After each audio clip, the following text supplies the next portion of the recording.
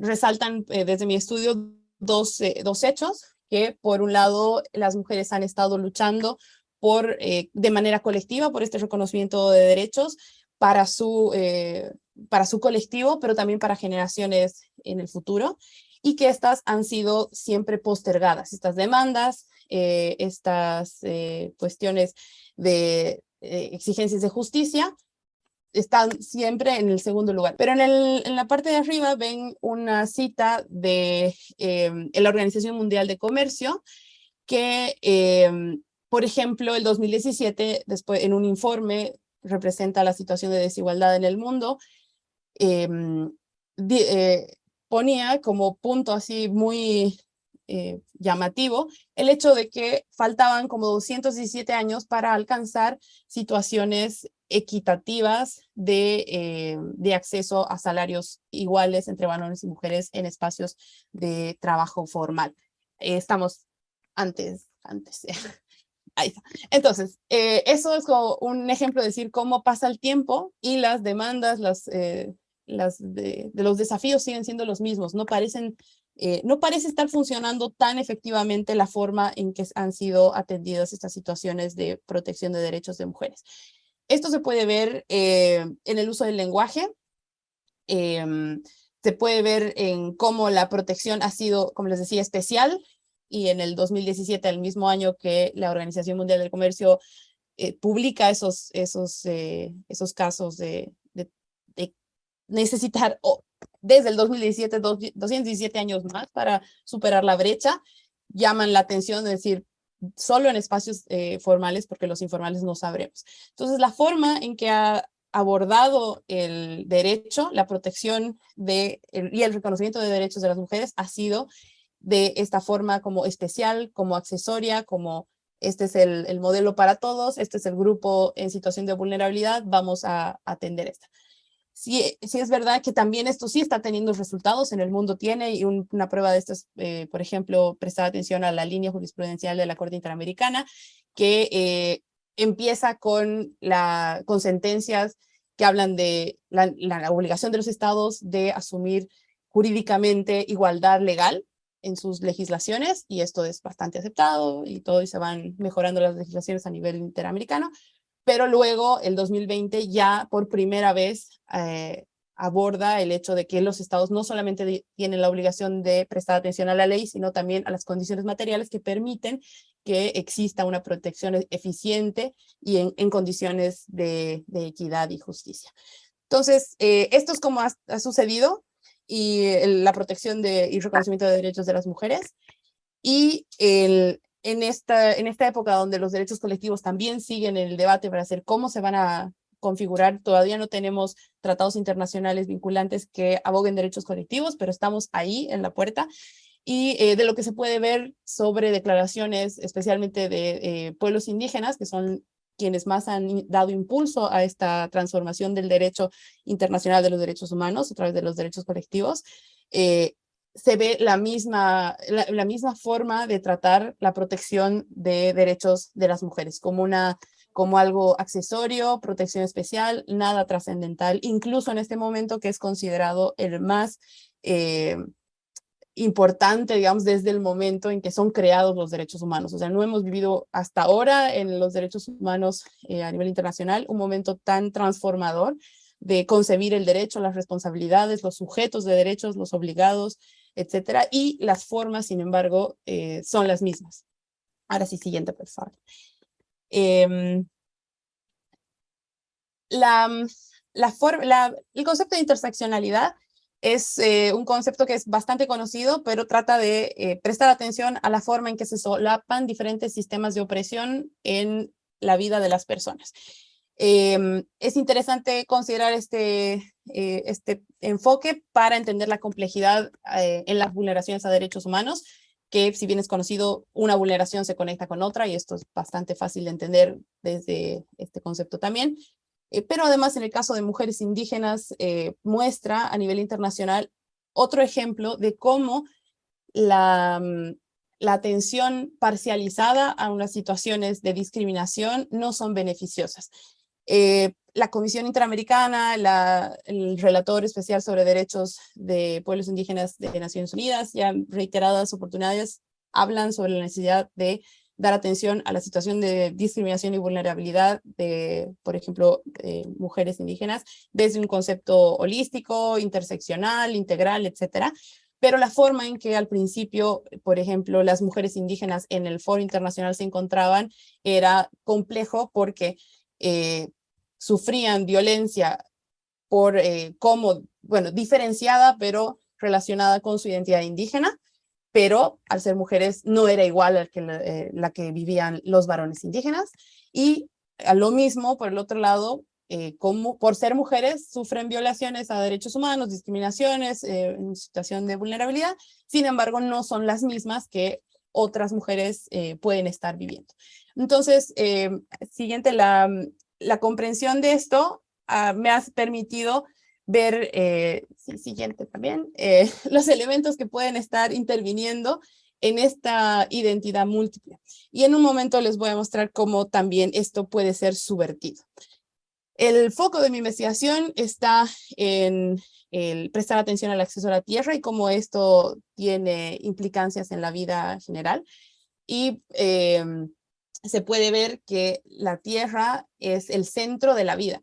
Es el centro de la vida en comunidad, es el centro de la familia, es el centro del trabajo que realizan el grupo de mujeres con las que hemos estado trabajando durante 4 años casi.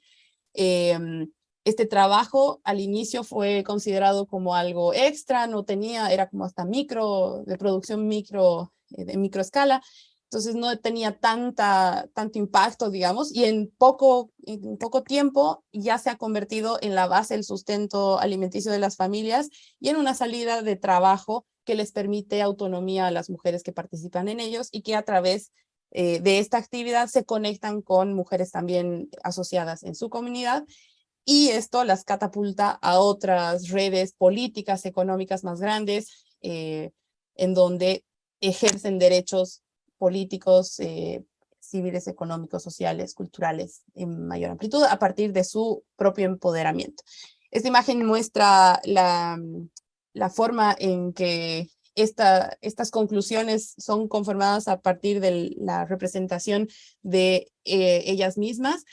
Esta fotografía es copia en dibujo de una fotografía real y bueno, la elijo siempre y la pongo porque muestra la diferencia del grupo con el que estábamos trabajando, incluido niñez, y esa escena representaba eso, ¿no? Cómo iniciaba el trabajo de la tierra y la significancia que esta tenía. Siguiente, por favor. Aquí esto es lo que les decía, la anterior diapositiva que mostraba la misma imagen sobre esta identidad plural estaba vista desde el lado de las discriminaciones o presiones con las que conviven, y esta muestra o pone acentuación a las formas que ellas mismas, a través de su convicción, asociatividad, resultados a corto plazo, capacidad flexible de adaptarse, aplicar formas pacíficas para transformar conflictos, para poder negociar, para organizarse logísticamente, autonómicamente, todo esto logran invertir la carga de estas discriminaciones con las que conviven. Entonces, el cuidado, por ejemplo, es una carga que no está distribuida de manera justa en las familias, y eso es urgente prestar atención para luego también revertir. Pero por ejemplo, esta carga en mujeres relativas al cuidado hace que, por ejemplo, sean conscientes de que ellas son las que tienen que cuidar a los hijos, cuidar a la familia, cuidar la comunidad, cuidar la naturaleza y cuidar el mundo en general. Entonces, su convicción de protectoras, de cuidadoras, de dadoras de vida viene de ese rol que debería ser integrado independientemente de qué género tiene, sino más bien desde un reconocimiento de ser un ser humano completo.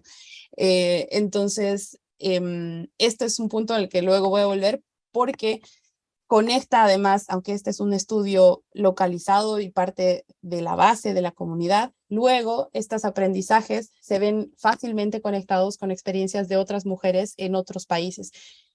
Tanto las mujeres en el Valle Alto, sea autonomía indígena, sea comunidad intermedia con identidad quechua, como las mujeres de la organización Mundo Curú en Brasil, frente a proyectos extractivistas, o las mujeres quechuas en el Ecuador y la Amazonía, expulsando a Tripetrol, todas coinciden en el mismo discurso de cuidado, de prestar atención a las generaciones presentes, a lo que van a dejar en el futuro. Entonces, este es un discurso común que se interconecta con otras realidades.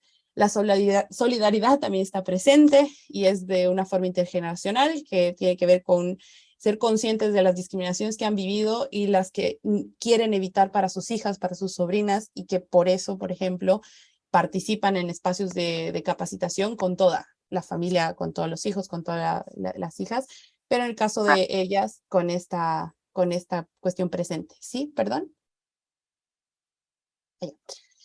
Otro rol importante y que sí es reconocido a nivel internacional es que las mujeres indígenas están cumpliendo un rol protagónico, esencial en la transmisión de cultura y cosmovisión indígena sobre la tierra, en armonía con la naturaleza, y que hace esta identidad, lo que también ha sido reconocido para grupos indígenas que son reconocidos como protectores de la naturaleza, que sustentablemente han estado viviendo ancestralmente y protegiendo los bosques, protegiendo los ríos, etc. Entonces, esto que es reconocido, por un lado, hacia el rol de las mujeres, también hace la esencia de el rol de comunidades indígenas en general colectivamente, que están cumpliendo ese rol de protectores de la naturaleza a través del ejercicio de derechos colectivos. Entonces ahí se puede ver cómo no están tan separados los derechos o las acciones de las mujeres con lo colectivo, que es una idea que sí se ha dicho mucho. Siguiente, por favor. Son imágenes ahora nada más de presentar estas experiencias de otras mujeres que en el mismo sentido están defendiendo la tierra, están exigiendo condiciones dignas para sus familias, para sus comunidades, para sus países, para la naturaleza en general. Se ve en Tariquía, perdón, en nuestro país, en las mujeres quebradoras de Babasú, en Brasil, las mujeres de Mundo Curú, y lo mismo si echamos la mirada más atrás, también lo vemos en otro continente como es la India, con el movimiento de mujeres Chipko, protegiendo, abrazando los árboles para que no sean talados. Los vemos también en la resistencia frente a la democracia en Bolivia, con Dovitilla Chungal y todas las asociaciones de mujeres y tantas que en ese momento se conforman, todas con un discurso común que tiene que ver con calidad de vida para todos y todas, lo que es beneficioso, no solamente para las mujeres, pero que sí merece una atención especial y una ser visibles para un impacto mayor. Siguiente, por favor. Ya voy terminando. Hay otro punto para prestar atención a estas contraposiciones. Si prestamos atención al modelo de desarrollo y si vemos el poder que tiene este trabajo particular, localizado a pequeña escala, que mujeres en diferentes lugares están haciendo, se puede ver cómo es tan poderoso, puede ser tan poderoso el prestar atención a lo singular, a lo emotivo, de cuidar tu entorno. Frente a un modelo que plantea la base de la explotación de recursos naturales para la acumulación de bienes y servicios, para la generación de comodidades en base al consumismo, sobre el cual no todos acceden. Entonces ni siquiera no son comodidades democráticas, sino para unos cuantos que pueden pagarlo en detrimento del resto, y especialmente de las comunidades que están cerca de estos espacios de explotación de recursos naturales. todo esto tiene que ver con una proyección inmediata, ¿no? Como decir, necesitamos acumular dinero ahora, la competitividad es ahora, la producción es ahora, mejor, más, ¿no? Acumulación de crecimiento económico, eso es. Bajo esos estándares de ese modelo de desarrollo, un río limpio es considerado improductivo porque no representa una significante suma de dinero que puede ser monetizada. Entonces, lo local, visto así, lo singular, lo emotivo, bajo esos estándares de lectura de la realidad, por supuesto que no tiene impacto.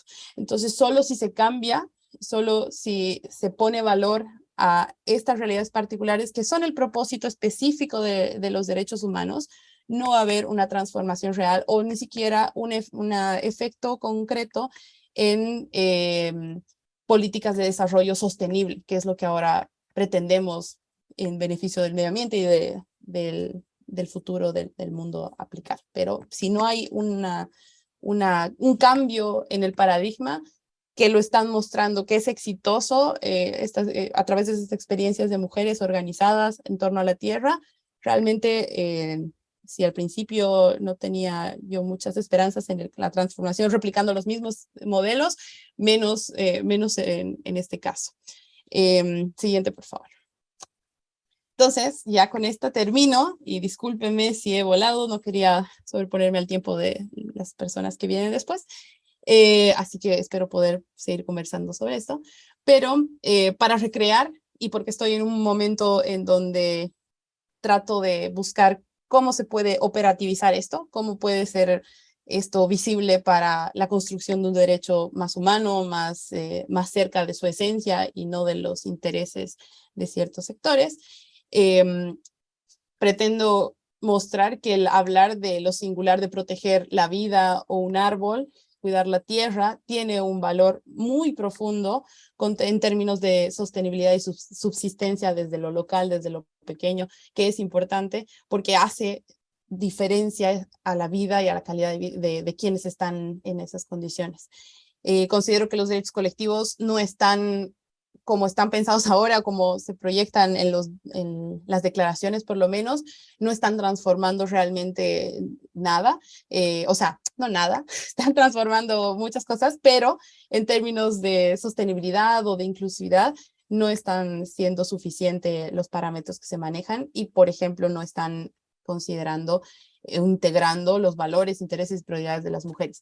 Creo que esto, si iniciamos el debate y se continúa y ojalá se concreta algo, puede dar un ejemplo de coherencia sobre el cuidado en base a corresponsabilidad, porque creo que solo dejarlo el cuidado porque un grupo de personas cuide y haga el trabajo tampoco va a transformar nada, únicamente si se habla de corresponsabilidad en esos contextos.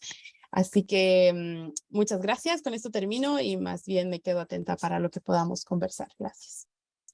Bien, hemos tratado de ser puntuales a la hora de comenzar porque teníamos un público virtual que los habíamos invitado justamente a las 10 para las 3. Entonces, por eso es que habíamos comenzado a las 3 en punto. Yo sé que muchas personas acaban de llegar a la mesa, así que hemos tomado un trabajo, bueno, la metodología que está siguiendo esta mesa es, debido a que tenemos 4 ponencias, entonces hemos decidido primero, los coordinadores, hacer la presentación de 2 ponencias primero y después generar un feedback, ya que tienen un mismo eje temático que tiene que ver con el ámbito del derecho.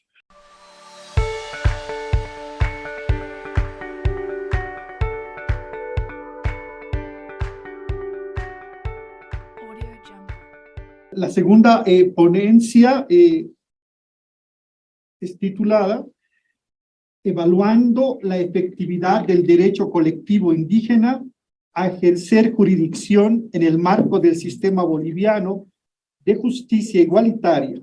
Estudio del caso de Carangas a cargo de Leonardo Villafuerte. Leonardo es profesor investigador de tiempo completo de Derecho en la Universidad Católica Boliviana, es editor en jefe de la Universidad Católica, ¿no? Law Review, autor de artículos de investigación y capítulos de libros, es parte de la comunidad transdisciplinaria de aprendizaje de la UCB, que es impulsada por el Consejo Interuniversitario Flamenco de Desarrollo y Cooperación Universitaria, BLIC. También coordina y es parte del grupo de investigación del proyecto Protección Social para Pueblos Indígenas. Bien, Leonardo, puedes comenzar. Un saludo para todos, muchísimas gracias. Vamos a ver si va funcionando, si funciona. Es un gusto estar aquí, de verdad que el privilegio es demasiado grande y dirigirme a este hermoso público, tanto acá como a distancia, y es como un sueño hecho realidad participar de un programa tan exitoso y hacer mi doctorado en este marco, ¿no? Con profesores tan comprometidos y que conocen tanto, así que sin más quiero empezar mi exposición. Bolivia, como resuelve procesos judiciales y resuelve problemas que tienen las personas, ¿no? Tiene un órgano judicial dedicado a esto. Los pueblos indígenas también tienen la potestad de resolver las disputas que tienen sus miembros. Y esto es un derecho colectivo que ellos tienen. Este es un derecho colectivo a poder decidir, a poder resolver disputas entre sus miembros.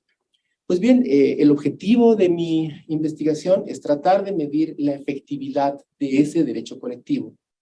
Y el contenido de esta exposición está dividido en estos 3 puntos. El primero que voy a tocar está vinculado al método. Y el tema del método es relevante porque me interesa explicar desde qué perspectiva estoy conociendo, desde qué perspectiva estoy tratando de ver lo que sería esta efectividad. Y quiero empezar con una proposición, es la posición que adopto. Y miren, si una cultura como un pueblo indígena, si una cultura que tiene tantas características tan particulares, de repente se deja estar, de repente no lucha por lo que creen, de repente no dice, ok, estoy acá, estoy presente, pero viene la colonización, vinieron, por ejemplo, en este lugar los españoles, ¿no? En otro lugar los portugueses, en otro lugar los ingleses. Si no se ponen fuertes y dicen, nosotros estamos acá y queremos continuar, y por lo tanto vamos a seguir con nuestras propias actividades, entonces el pueblo indígena tiene serios problemas, y uno de los problemas principales será que se ponen las capas. Después vienen los estados, ¿cierto? Y los estados típicamente generan normas, y las normas dicen, tienes que hacer esto, tienes que dejar de hacer lo otro, y si no, tienes una sanción, y si no, te mereces la cárcel o lo que fuera. Si los pueblos se dejan estar así, los pueblos con el tiempo desaparecen. Y por eso creo, y esta es la proposición, que hay un cierto margen en el que los pueblos indígenas y las culturas que quieren seguir vivas tienen que ser irreverentes. Hay un cierto margen de irreverencia, donde empujan los límites que les quieren imponer para seguir siendo ellos. Fíjense que en nuestro país, desde el 2009, esto queda bastante más claro, desde el año 1996-95, con la reforma, ha habido una aceptación, pero eso es reciente, y tenemos pueblos indígenas en Bolivia muy contenidos, muy apretados por normas, muy apretados con que ahora tienes que hacer esto, y ahora tienes que cambiar de forma, y ahora el que me puede decir es él y no tú, etcétera. Quitándoles tierras, etcétera. Y si ellos se dejan estar, es un problema. La proposición es que si tenemos una cultura viva, si tenemos un pueblo indígena viva, ese pueblo indígena va a pelear por sus derechos. Y por lo tanto, en la medida en que sea efectivo su derecho, es en la medida en que este pueblo indígena tiene un ánimo de continuar como un colectivo, ¿no? Y esta es la proposición. Y para esto, comentarles que siempre hay propósitos, ustedes mejor que yo lo saben. Si tenemos algún inconveniente en la sociedad, alguna realidad en la sociedad, va a haber un grupo de personas, por ejemplo, legisladores, aquí tenemos legisladores, ¿cierto? Que van a decir, hay que hacer una norma, ¿cierto? La norma tiene el propósito de regular esa conducta o esa situación o esa realidad. Y fíjense que la efectividad de una norma será como ese propósito del legislador, de este diseñador, se transforma o se convierte en la realidad. Pero el tema es que ese es un enfoque nomocéntrico. Ese es un enfoque que nos hace pensar en lo que quiere el legislador. Pero prefiero trabajar esto desde un enfoque desde el derecho que tenemos cada uno de nosotros, o los distintos derechos que tenemos, siguiendo lo que nos comentaba Celeste. Y claro, nosotros, como titulares de derechos, tenemos la libertad de poder escoger, la libertad de poder hacer y dejar de hacer. Y entonces el propósito nos pertenece a nosotros. El propósito ya no le pertenece al legislador. Nosotros podemos ejercer nuestros derechos. Y el enfoque de la efectividad que quiero plantear está justamente en eso. Cómo nuestras metas se pueden transformar en la realidad y pueden llegar a suceder. Metas que nosotros proponemos. Muy bien, y en esta lógica hay algunos problemas, porque fíjense que puede ser que de repente una norma al día de hoy esté siendo aplicada. Ahorita nadie está violando el derecho, ¿cierto? Nadie está violando las normas. Pero esto es una pura coincidencia. No es que lo están haciendo porque están pensando en las normas que existen en este momento y que ustedes están queriendo cumplirlas. No es que la razón por la cual ustedes están cumpliendo las normas en este momento es porque la norma está ocasionando que esto suceda. Y fíjense que si queremos medir la efectividad, lo que nos interesa es tratar de ver esta causación, es decir, que sea la norma la que produzca la consecuencia. Y por eso la teoría ha funcionado. Muchos autores han dicho podemos medir la efectividad de las normas. Pero en la vida práctica no es tan fácil hacer esta medición. Y traducir esta realidad es muy compleja. Y por eso, tratando de responder esta causación, aunque no voy a entrar a esa adquisición, trabajo desde la perspectiva de la efectividad de los derechos, donde el impulso, la causación, es el motivo interno que tienen las personas para poder ejercer esta libertad. Y bueno, en esta lógica, quiero decirles que los derechos tienen como dos funciones. Una primera función que ustedes pueden ver es esta función externa, porque para que yo esté acá, los demás tienen un deber, los demás están obligados a no evitar que esté aquí, ¿cierto? A dejarme estar libre.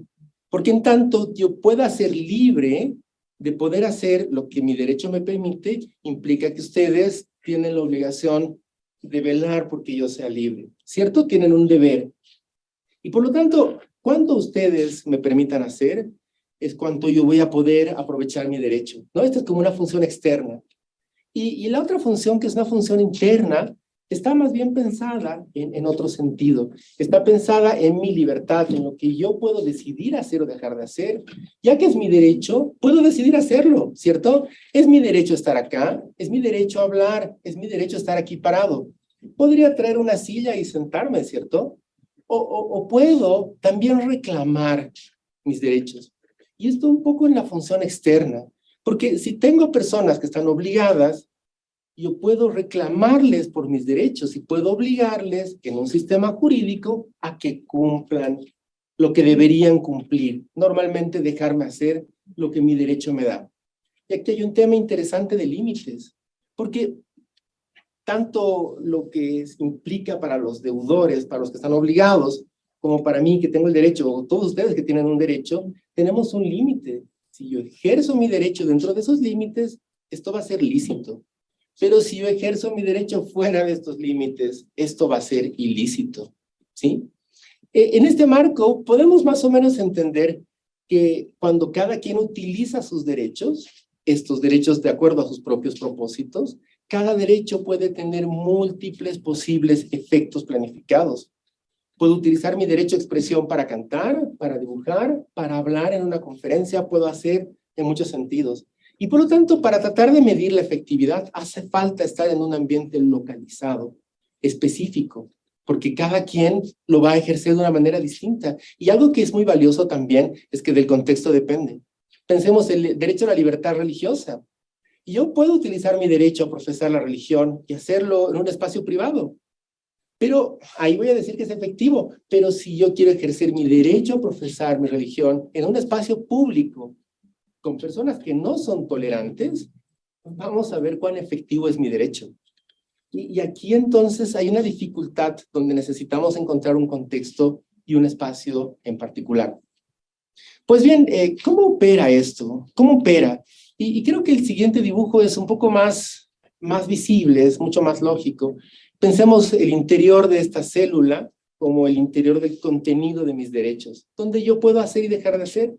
Y pensemos que están por fuera las personas obligadas. Miren, en algunas ocasiones voy a empujar mi derecho tanto que lo voy a intentar ampliar, ahí el chinchón que sale en esa burbuja, ¿cierto?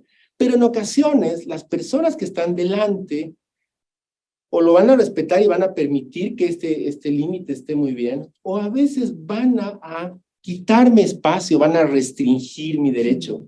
Y entonces, claro, ¿qué pasa con la efectividad de los derechos? Significa que es una mediación entre dos fuerzas por parte del ordenamiento jurídico. Y el truco es que si a veces me restringen mis derechos, yo puedo dejarme estar, ¿cierto? Y ya está. Mi burbuja se va a ver limitada, mi espacio de acción se va a ver limitado. Pero si yo digo, no, esto no se queda acá, yo voy a discutir mis derechos, los puedo reclamar. Y entonces voy a presentar una demanda, voy a hacer acciones que me permitan defenderme. Y esto significa que voy a intentar contrarrestar lo que las demás personas están obligadas a hacer. Si me va mal en la primera instancia, puedo ir a una segunda instancia, puedo recurrir a otros tribunales. Y entonces puedo empujar a que esto suceda. ¿Cuándo un derecho va a ser efectivo? Si cumplo mis objetivos dentro del mundo lícito y estos objetivos que estoy buscando dentro de este mundo lícito son respetados por los deudores, los que tienen obligaciones conmigo. Pero si viene alguien y me restringe el derecho y no hago nada, el derecho va a ser inefectivo por mi culpa. Y si yo peleo el derecho y consigo que este derecho sea favorable, para mí, entonces voy a recuperar la efectividad, y si tengo tutela jurídica efectiva, entonces mi derecho va a ser efectivo porque los jueces lo han permitido, pero también porque tengo el ánimo y la fuerza de pelear por esto, ¿cierto? En acciones legales o en acciones que no sean legales, que sean acciones de hecho, también funciona. Y lo mismo va a pasar con el legislador, porque el legislador también puede restringir mucho mis derechos. Es este el marco en el que trabajo, y es este el marco en el que intento aplicar un método para mi pueblo indígena, que es Carangas, con el que voy a tener un encuentro este viernes, para comentarles algunos hallazgos, no los que estamos conversando acá, porque vamos a ir conversando con hallazgos más ligeros, y luego vamos a ir generando, como que ustedes han comentado, lentamente y con toda la paciencia, para tratar de mejorar su efectividad. Piensen que hacer este análisis, este tipo de método, nos permite entender dentro de la cadena jurídica, dentro de la cadena de derechos que existen, cuáles son los cuellos de botella, cuáles son las dificultades que están presentes. Entonces, hacer esta efectividad sobre los derechos es un tema sumamente valioso para tomar decisiones de política pública, para los titulares de derechos poder ser mucho más efectivos y poder hacer que sus derechos realmente cobren vida, ¿no? Y saber por qué está fallando, qué es lo que está fallando. Muy bien, hay un sujeto que es el titular del derecho, en este caso es Carangas. Hay una persona obligada, en este caso vamos a descubrir quiénes son, y hay un marco jurídico. Veamos, en la primera parte, dentro de esto, a ver si esto se dejó de funcionar. Tal vez puedes ir adelante la siguiente. Gracias. ¿No? Ahí está. El 2017 tuvimos un primer encuentro en diciembre y escuchamos los problemas de las autoridades principales de Carangas. Ahí en la foto al final pueden verlo al doctor Molina, que está aquí también presente, y yo estaba tomando la fotografía, así que no estoy en la foto.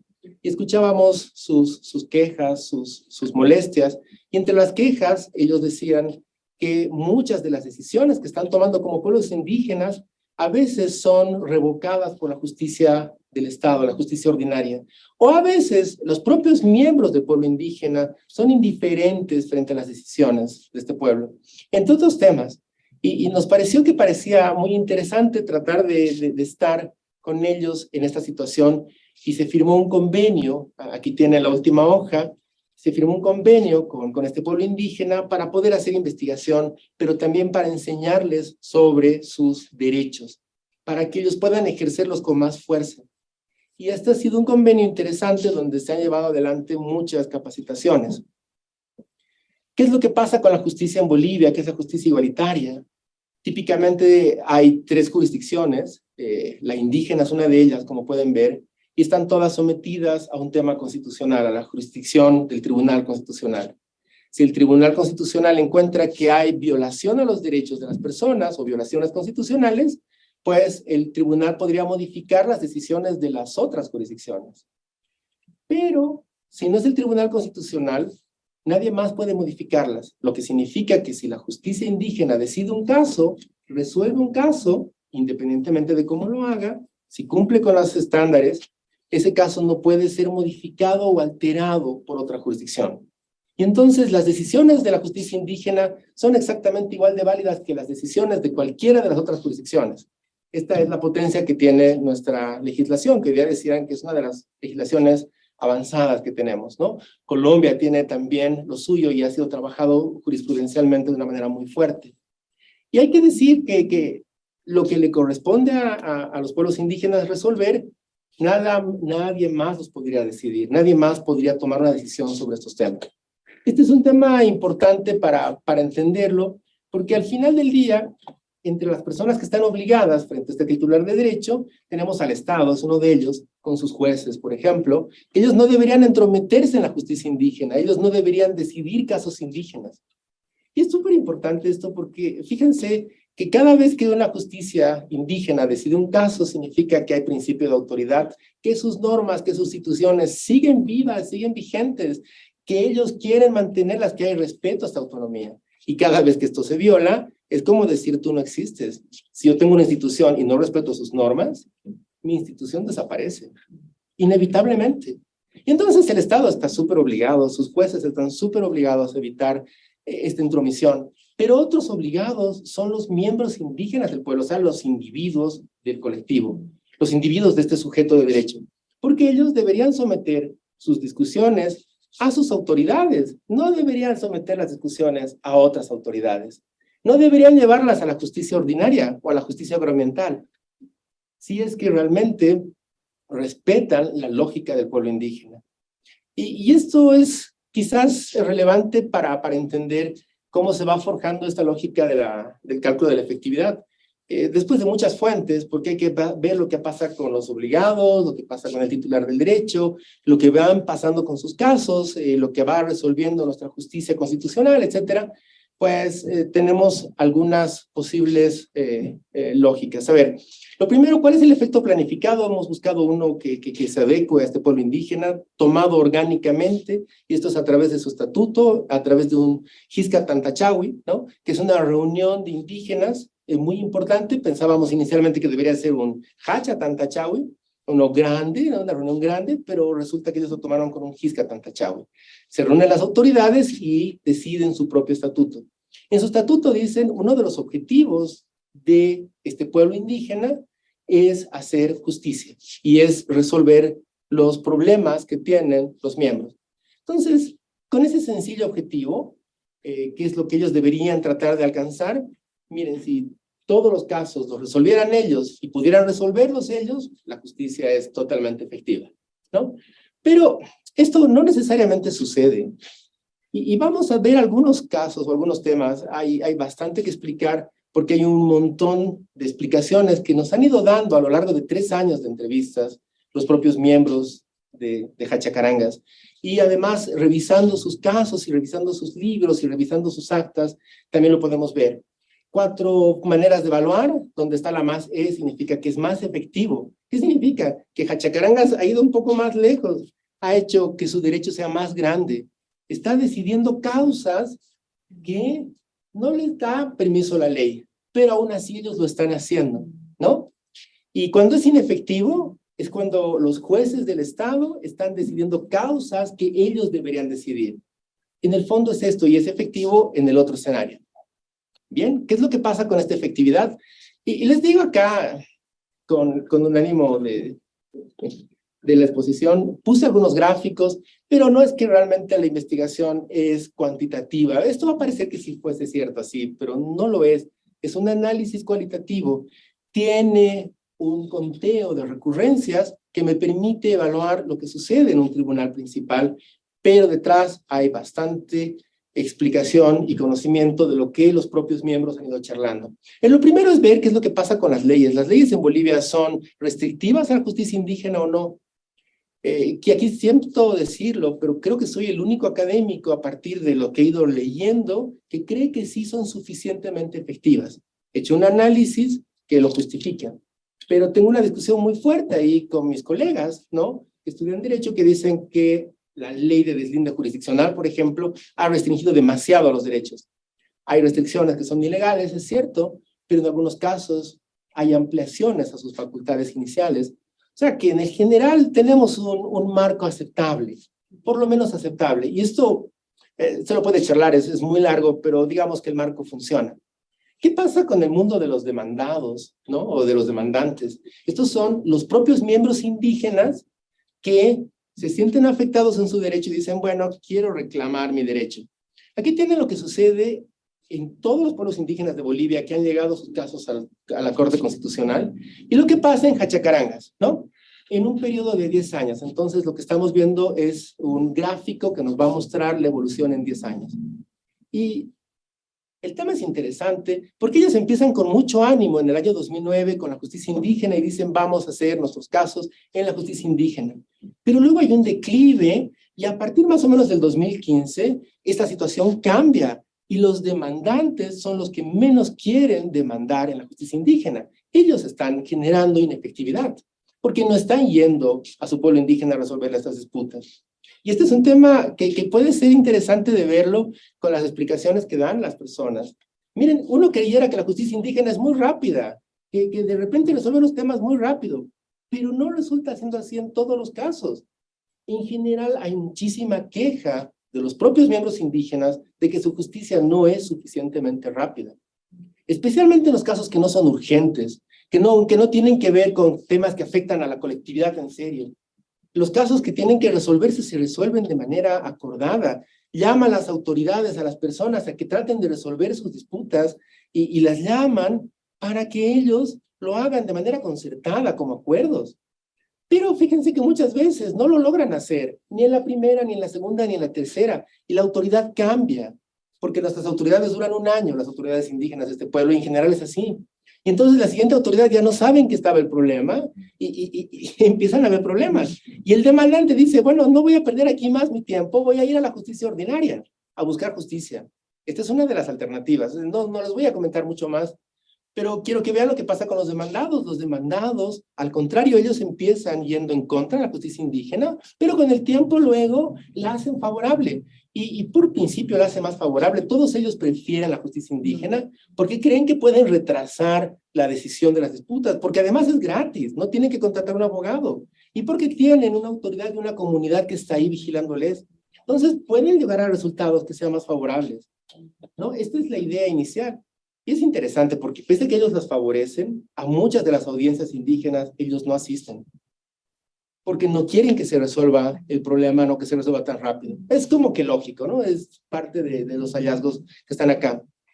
¿Qué pasa con los jueces del Estado que están asentados en Jachacarangas? Porque hay varios jueces que trabajan en Jachacarangas, de la justicia ordinaria, de la justicia agroambiental. Bueno, esto es terrible, el panorama es terrible porque de verdad que son absolutamente inefectivos. Ellos no les interesa saber si es de la justicia indígena o no, aceptan todos los casos. Y es más, lo hacen intencionalmente. Y es más, muchos de ellos para justificar el puesto van a salir a trabajos de campo a buscar casos para resolverlos. Temas de discusión de tierras colectivas. ¿Quién posee estas tierras colectivas que no son de régimen individual? No es que alguien en Jachacarangas es propietario de una casa de manera exclusiva y excluyente como una propiedad. Son propiedades colectivas. Y para la decisión de quién se queda con las tierras colectivas, hay todo un sistema de tierras en el que mi tesis no se acerca. Y esa distribución interna, los jueces agroambientales no tienen nada que hacer. Pero ellos van a buscar eso y van a resolver eso. Porque quizás el 95% de los casos que suceden ahí, esto es mucho, son por posesión de tierras. Que se han entrado a la tierra, que han arado en la tierra del vecino, etc. Bueno, absoluta inefectividad.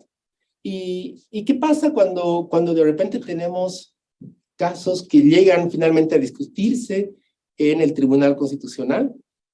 Y el Tribunal Constitucional, fíjense que empieza lento, empieza siendo más o menos inefectivo, pero tiene una tendencia a ser cada vez más efectivo. Fíjense que mientras la línea negra esta de la efectividad esté más cerca de la parte superior, significa que es más efectivo. Y la otra Mientras esté más abajo, la que está punteada, significa que está dejando de ser efectivo. Y el Tribunal Constitucional está tratando de resolver muchas distorsiones propias también que ha tenido el tribunal, terribles distorsiones, pero distorsiones de los miembros de Hachacarangas y distorsiones de las propias autoridades, tratando de hacer que se respete a la justicia indígena.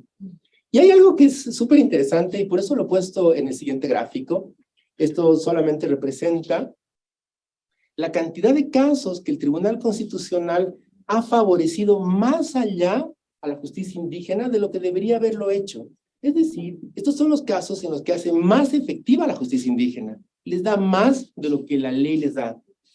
Y es tan fuerte esto que en 1 de cada 2 casos el Tribunal Constitucional favorece a la justicia indígena para tomar una decisión por fuera de sus competencias. Lo que es interesante. Y los pueblos indígenas se han dado cuenta de esto. Y los pueblos indígenas han empezado a demandar más casos fuera de sus regímenes. Hay casos específicos, no vamos a entrar a ver el detalle. Pero el día de hoy ha subido mucho la cantidad de casos en los que el Tribunal Constitucional resuelve casos a favor y más a favor, es decir, más efectivamente. Bien, ¿qué es lo que pasa con Hachacarangas como titular del derecho? ¿Qué es lo que pasa con las autoridades que representan a este pueblo indígena? Bueno, es interesante ver que se comporta Hachacarangas muy similar también a los otros pueblos indígenas. Aunque hay que decirlo, acepta la mayor parte de los casos, todo lo que está a su alcance. Y esto es súper difícil, porque son autoridades que están sumamente dificultadas en tiempo. Tienen no solamente un cargo judicial, sino que ocupan varias actividades y varias funciones al mismo tiempo. Pero hay algo que plantear acá, pese a que ellos incluso tienen doble residencia, pese a que no tienen mucho tiempo, pese a que los casos son difíciles, pese a que los amedrentan después de tener el cargo y les dicen, vas a ver porque has decidido en contra mío, ¿cierto? Pese a todo eso, ellos en general aceptan todo o casi todo lo que les llega. Lo hacen de manera muy efectiva y en general respetan bastante los marcos legales. Pero cuando se trata de reclamar los derechos, acá es donde Hachacarangas se aplaza. Porque no es que está reclamando los casos para hacer justicia. Reclama los casos porque viene el compadre, porque viene la comadre, porque viene uno de los miembros y dice, estoy con problemas, estoy demandado, me quieren meter a la cárcel, por favor, haz algo, ¿cierto? Y entonces recién reclaman. Y este reclamo no está pensado justamente para hacer justicia, sino más bien para evitar el efecto negativo. Y entonces, claro, aquí hay un efecto que quizás no es tan ideal. Entonces, ¿cómo se entiende esto de la efectividad? Yo creo que Hachacarangas, y en general, porque esto me ha permitido ver lo que pasa en otros pueblos indígenas también en esta comparación, los pueblos están muy activos en su justicia. Hay pueblos que son mucho más. Quizás los pueblos del altiplano, los que vamos a ir a visitar el jueves, ahí cerca de Pucarani, que les llaman pueblos, nuestro Tribunal Constitucional, son los que tienen más fuerza, porque son los que trabajan con mayor efectividad. Incluso deciden cosas que están muy por fuera de lo que es el derecho. Hachacarangas es más conservador, respeta muchísimo más el marco normativo y tiene una consecuencia de estar a favor de la justicia indígena en un sentido, si ustedes quieren, bastante legal, ¿no? Donde más o menos en un cálculo y como se ve, sus autoridades, sus instituciones, su forma de ser, su cultura, aunque con muchos cambios, como es lógico, como todos nosotros los vivimos, aún así es efectiva. Y bueno, esto es lo que quería comentarles hoy día como conclusión de mis hallazgos. Muchísimas gracias. Muchas gracias a las dos presentaciones. Muchas gracias a María Celeste, ¿no? Y a Leonardo. Entonces, vamos a pasar a la fase de preguntas. Y aquí me interesa primero subrayar algunas ideas centrales de la primera presentación, con ánimo establecer, digamos, algunas interrogantes, cuestionantes, o abrir, digamos, ciertas preguntas de discusión. El trabajo de María Celeste, ¿no? Que lleva por título, como hemos escuchado, el tema, el lado particular del derecho, una prioridad absoluta, coloca como nudo de discusión tres componentes fundamentales que podrían denominarse como exclusión: mujer, indígena y área rural. Ahora bien, es sobre este, digamos, sujeto que hace la reflexión María Celeste, intentando sobre todo, ¿no?, visibilizar el aporte que hacen justamente las mujeres indígenas en relación a la categoría o al elemento tierra o territorio. Lo interesante del aporte de María Celeste no es solo mostrarnos que existe una ruptura entre esta dimensión de la igualdad jurídica versus o en contraposición con lo que sería la protección efectiva de las mujeres, evidenciada justamente en sus diversas formas de situaciones de discriminación que ella describe, sino también, y sobre todo, tiene que ver con la reflexión antropológica que hace, que en cierta medida va en relación, diría yo, digamos, puede hacerse una interesante conexión con la exposición que hacía Vania, ¿no?, en la primera ponencia que escuchamos. María Celeste, en su reflexión antropológica, nos muestra justamente este componente de la identidad plural establecida justamente en estos tres criterios: cuidado, solidaridad y cultura espiritual. En esos elementos, ella termina su reflexión invitándonos a pensar que este concepto de la particularidad, ¿no?, en latín singularitas, ¿no es cierto?, lo único que tiene valor en sí mismo, hace justamente, nos conduce a que las mujeres han sido capaces, ¿no?, de establecer esta relación antropológica del cuidado, ¿no?, de la solidaridad y de esta apertura, no solamente con los miembros de la comunidad, sino también con su entorno, con la tierra. A partir de este elemento, termina su reflexión estableciendo la necesidad de promover, ¿no?, una corresponsabilidad. En ese contexto, a mí me interesaría preguntarle a María Celeste cómo piensa que es posible establecer estos procesos de corresponsabilidad dentro de este marco, digamos, social, marcado justamente por la exclusión, la marginación y la invisibilización. Gracias, Ramiro. Gracias por tus palabras también. Ahí me he tomado también apunte de lo esencial. Bueno, ese es el reto realmente, el reto final, ver cómo esto tiene una implicancia mayor. En principio, es como poco probable desprendernos del acercamiento de la aplicación del principio de igualdad y no discriminación.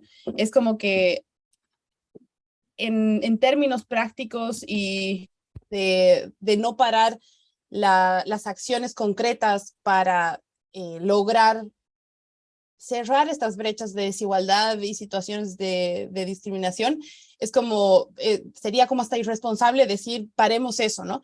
Lo que sucede es de que eso no está siendo lo suficientemente efectivo para realmente invertir la situación, por un lado. Por el otro, entonces sería, mantener eso es vital para poder seguir superando barreras de desigualdad, pero más bien la apuesta a la cual yo pretendo adscribirme es que, por ejemplo, se pueda utilizar la aplicación de un principio de prioridad absoluta, pensando en quizás consultas diferenciadas en base a qué temáticas se tienen que, por la colectividad, hacer frente. Por ejemplo, preguntar a las mujeres, los espacios de las mujeres son vitales, de solo mujeres. Hay experiencias, por ejemplo, en la Asociación de Bartolinas en Tiraque, en las primeras actividades que realizábamos como identificación de problemas, y que surgía la experiencia, por ejemplo, que retrata eso, qué sucede cuando los espacios ya no son solo de las protagonistas y son negociados con mayores participaciones, y ellas no son ya las que tienen toda la voz, decisión y participación en todo el proceso. y se las invitó a ser parte de una reunión compartida con el ala de los varones, y al final no hablaron. Luego también la experiencia de Raja y Pampa en la forma en que está organizado el gobierno autonómico indígena muestra que las mujeres sí participan por sus propias organizaciones, pero si bien participan de la toma de decisiones con un voto, no participan de los debates internos. Entonces eso también hace que todas las visiones sobre el cuidado, la prioridad del uso de la tierra en virtud de la supervivencia digna de sus familias, del entorno, de la comunidad, no llegan para ser votadas. Entonces, hay cosas que se tienen que mantener para evitar que se siga profundizando en las brechas de desigualdad, pero apuntando a que eso se convierta en el centro, que puede ser una oportunidad para encontrarse con el verdadero propósito de los derechos humanos y de los derechos en general, o sea, de cualquiera, porque el derecho que no se ejerce es el que no existe. Entonces, si hay estas barreras, es más complejo poder tener un ejercicio pleno de derechos para todos y todas. Entonces, por ahí quizás pienso que puede ser una oportunidad para salir a la aplicación de algo que las ponga en el centro, pero que no solo las ponga en el centro porque son mujeres, sino que las ponga en el centro por este rol que están cumpliendo y sobre el cual están demostrando ser responsables, están demostrando poner en el centro la vida antes que la acumulación de ganancia, están demostrando que las formas que utilizan en diferentes lugares del mundo son similares en cuanto a estrategias pacíficas para la transformación de conflictos, las negociaciones, la escucha activa. De hecho, en otros campos también están siendo reconocidas como protagonistas esenciales para procesos de paz y de reparación en conflictos armados. Entonces, hay muchas cosas que están ahí, pero que al no hacerlas visibles, no ponerles el lugar que les corresponde por un tema de estrategia para la humanidad, se pierden, se difuminan y se quedan sin conectarse realmente con el centro y sin recibir la atención y el lugar que merecen para el beneficio de todos y todas.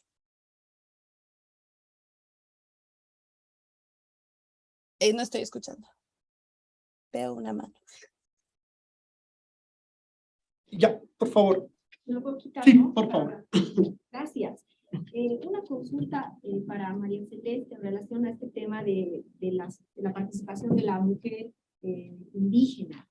En el caso, rescatando un poco lo que habíamos visto en la conferencia anterior, mencionaba la anterior expositora el tema de los saberes o la cultura de los pueblos indígenas. ¿Cómo hago para que estos derechos humanos que nosotros conocemos y estamos conscientes de ellos, también tengan el mismo significado a partir de su cultura y sus saberes para la mujer? Como por ejemplo el tema de la titularidad de tierra o la violencia contra la mujer, que muchas veces para ellas es parte de su saber, de su cultura. ¿Cómo hago? No estoy modificando sus saberes y ancestrales, su forma de vida. ¿Cómo se enfoca a partir de esa visión? Gracias. Creo que es súper importante esta pregunta que haces porque además me permite mencionar otras investigaciones que, por ejemplo, han visto cuál era el rol de las mujeres en el ejercicio de la autodeterminación de los pueblos en poblaciones indígenas, ¿no? Y hablaban de esta situación de violencia o de desigualdad. Y creo que, o sea, la menciono porque esto... hay una creencia de que el ejercicio de derechos individuales está contrapuesto a los de las mujeres, está contrapuesto al ejercicio de derechos colectivos, porque ellas no tienen una participación tan visible, porque están en condiciones, por ejemplo, de acceso a tierras restringida y cuestiones que debes conocer también tú mejor, pero que son como ya conocidas. Y estas situaciones no suceden porque son pueblos indígenas. O sea, este es otro espacio en el mundo en donde la discriminación hacia las mujeres está caracterizada por sistemas de opresión patriarcales y patronales, ¿no? O sea, los mismos casos de violencia, claro, con algunas diferencias sí, pero es el mismo patrón de violencia, de discriminación, de exclusión que vivimos en todas las sociedades, en todos los ámbitos de las sociedades. Entonces, primero, para mí fue importante leer sobre eso, ¿no? Y tomar conciencia de que no son otras violencias, son más complejas porque hay más sistemas solapados, pero son las mismas violencias. Y sobre la propia lectura de los derechos, creo que lo primero es saber, creo, escuchar. No tengo tanta experiencia trabajando con muchas comunidades indígenas, tengo esta experiencia local de estos últimos años y leyendo de experiencias de otros países y literatura y mucho de esto. No me animaría a decir esta es la receta, no sé si eso será subsanado con más estudio, quizás no, porque en realidad tiene que ver con saber escuchar siempre.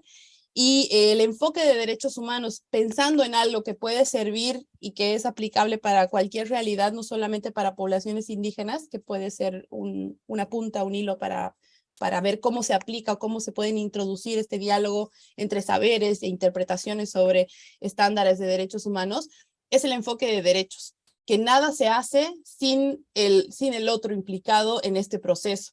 Entonces, no hay una receta tampoco que viene de afuera, como esta es la respuesta para todos los males, ¿no? Es también este ejercicio de colonial, porque en algún momento los derechos humanos también han sido duramente criticados al ser producto de visiones occidentales que no se fácilmente adaptaban o no se parecían, no representaban otro tipo de realidades o esquema de valores. Esto también, por ejemplo, luego después es desmentido y dicen, no, o sea, y si vemos el centro, la esencia, quizás usando la frase que comentaba Ramiro, lo único que tiene valor en sí mismo, los derechos humanos tienen eso, ese valor de poder interpretar estos derechos humanos en diferentes estándares, con diferentes palabras, pero realmente es un punto de conexión entre todas nuestras sociedades. Aunque conozcamos los derechos humanos como este constructo político, social, en el marco de Naciones Unidas, impulsado bastante desde ahí, está presente en todas las sociedades también, ¿no? Esta búsqueda de justicia, de estándares de dignidad, de limitación del poder, de saber escuchar, de ser colaborativos también, porque la historia solo es posible porque hemos sido una sociedad colaborativa, de otra forma, hasta como raza nos hubiéramos extinto, ¿no?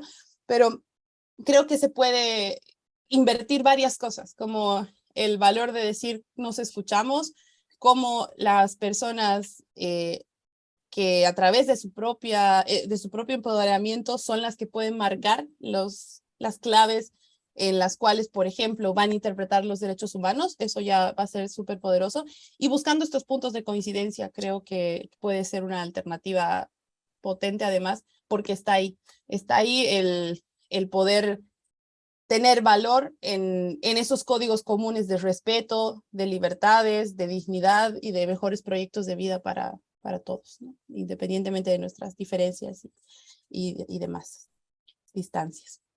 Creo, no sé, seguramente no respondo a tu pregunta, pero me animo a compartir esos pensamientos.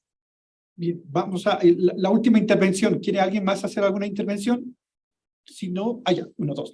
Ya, podríamos formular las dos preguntas en simultáneo, primero uno y después el otro, para que después ella pueda contestar. ¿Posible? Sí, por favor. No, es para Leonardo, la verdad que... no, todavía Leonardo, sí. Después vamos a terminar vamos a comenzar con Leonardo. La pregunta todavía para María Celeste. Ya, las preguntas. Muy bien. Entonces, gracias María Celeste. Vamos a entrar ahora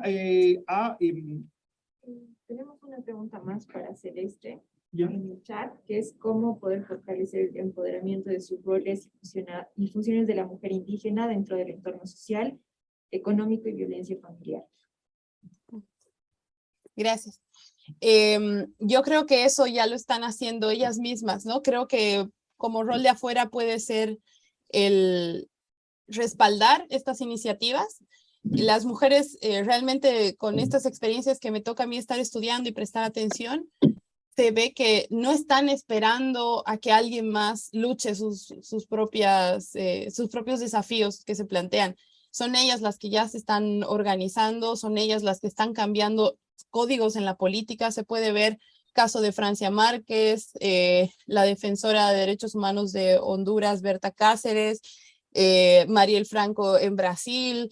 Tenemos un montón de ejemplos que están mostrando otra forma de hacer política, hablando desde otro lugar, pero accionando también muy concretamente. Uno de los problemas que tenían y que es común en proyectos extractivistas que afectan comunidades indígenas o rurales o intermedias, que los líderes varones son fácilmente cooptados. Y esto sucede en Brasil, y tuve la oportunidad de conocer a María Leusa de la Asociación de Mundo Curú. Y, por ejemplo, ella ponía en valores y decía, nosotras no podemos, porque si hacemos eso, le estamos fallando a nuestros hijos. Entonces, la forma en que se organizaban también para poder protegerse del tipo de violencia que ellas van a sufrir de manera diferenciada por ser mujeres y estar vinculadas con estas defensas de tierra, naturaleza y todo, y ejercicio de derechos económicos, sociales, y etcétera, era trabajar en red y a escala pequeña, únicamente rotando eso sin ser tan visibles, sin tener una cabeza y mucho más dialógicas. Entonces, esas iniciativas están sucediendo y están sucediendo invisibilizadas, y que lo que podemos hacer, si confiamos en el poder de estas iniciativas, yo creo que es respaldarlas y poder seguirlas visibilizando para que se haga el común y no la excepción. Muchas gracias. Bien, entonces ahora vamos a pasar a las preguntas hacia Leonardo, por favor. Entonces, como ha sido la última ponencia, no vamos a hacer una síntesis, solamente subrayar que el interés de Leonardo está en comprender el derecho indígena y particularmente su efectividad. Entonces, no voy a hacer preguntas, como ya hay 2 preguntas en la testera. Comencemos, por favor, formulando su pregunta. Primero, sí, directo. Muchas gracias, Leonardo. La verdad que me pareció muy interesante el tema de Carangas. Ellos prácticamente lo que entiendo están con lo que es la justicia indígena, ¿no? Pero ¿qué pasa a la justicia indígena? Aparentemente con sus virtudes, con sus ventajas y desventajas, está funcionando. Y parece que está yendo por buen camino porque están solucionando sus propios problemas. Pero ¿qué pasa con esta justicia cuando se encuentra con alguien no de la comunidad? Es que se me vino a la memoria una película que hay, ¿Quién mató a la llamita blanca?, donde se da un accidente en la carretera en una comunidad indígena que no puede ser una como esta. ¿Qué pasa con la justicia indígena cuando entra un tercero que no es de él? ¿Cómo ha solucionado eso? Seguro se ha dado. Sí, muchísimas gracias. Creo que la pregunta es valiosa. Es uno de los casos en los que el Tribunal Constitucional ha ampliado la competencia de la justicia indígena, y la ha ampliado en el sentido de permitir que terceros que no son miembros del colectivo puedan ser también parte de esta justicia indígena, siempre que se cumplan algunos requisitos que son muy flojos, son muy generales. Particularmente que hubiera aceptado voluntariamente someterse a la justicia indígena, o que tenga una residencia dentro del pueblo indígena. Entonces, más o menos, estos son los 2 casos más típicos. En Cachacarangas, no hay un caso que haya llegado al Tribunal Constitucional donde haya discutido este tipo de evento. Normalmente, en Cachacarangas, su interés es más interno. Solamente ha habido en una ocasión una situación en la que se discutía si estaba dentro de la frontera del territorio indígena o no un inmueble. Y entonces, el Tribunal Constitucional resolvió distinto. Pero no hay casos que se puedan observar o que haya podido observar en la recolección de datos que planteen lo que tú planteas ahora. Los casos más típicos donde ha sucedido esto ha sido en Songo, por ejemplo, o ha sido en Pucarani, donde vamos a estar mañana. También ha sido en el pueblo chiquitano, donde, por ejemplo, buscando el extractivismo de la madera, han intentado ir más allá de lo que deberían, y el tribunal ha permitido que se juzguen estos casos. Entonces, no está resuelto, pero por el efecto vinculante que tienen las sentencias constitucionales, Cachacaranga sí podría resolver de esa forma. Sí podría resolverlo. Es ciertamente seguro que ha habido alguno de estos casos, pero no los he podido detectar, no los tengo documentados, no los tengo comprobados, entonces mal podría responder en ese sentido. La pregunta tiene muchísimas aristas, y toca algunos de los puntos centrales de lo que podría ser entender lo que es un pueblo indígena, de lo que son sus cosmovisiones, de lo que es su cultura, sus instituciones, y de la forma que nosotros tenemos de ver desde el occidente lo que ocurre en estas culturas.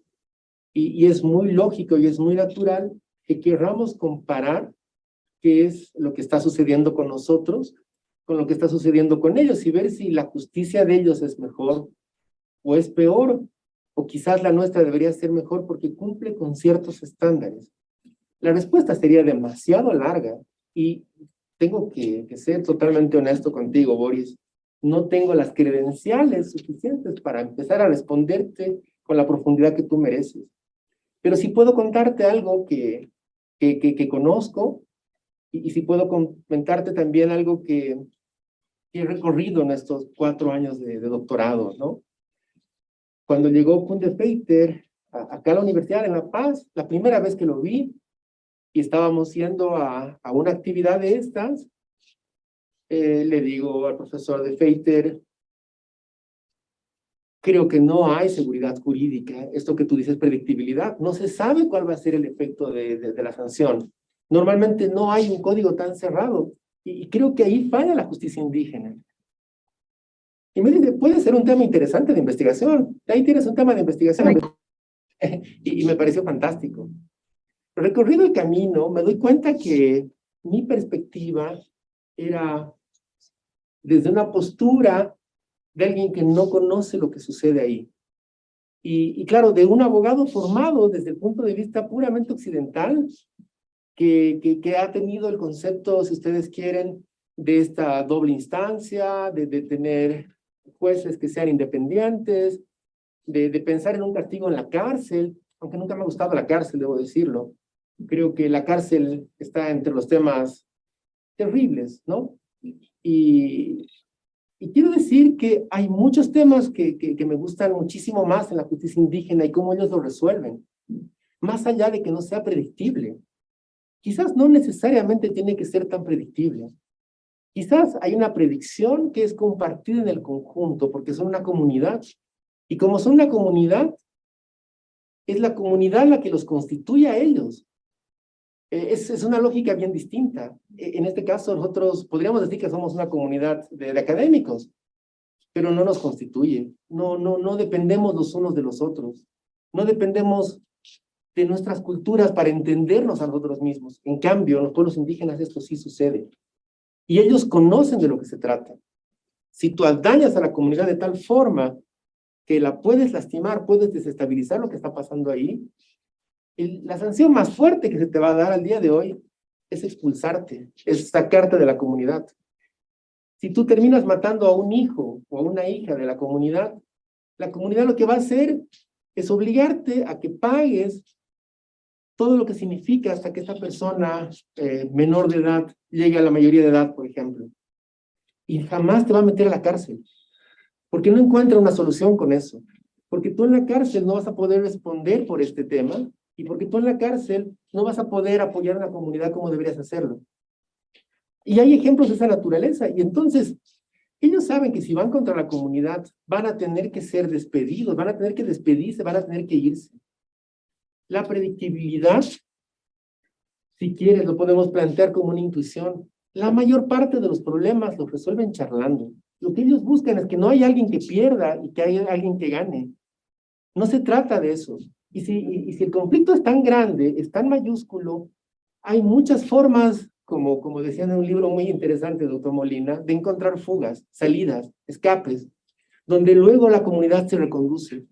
Y hay un montón de explicaciones detrás. Entonces, creo que la comparación es injusta.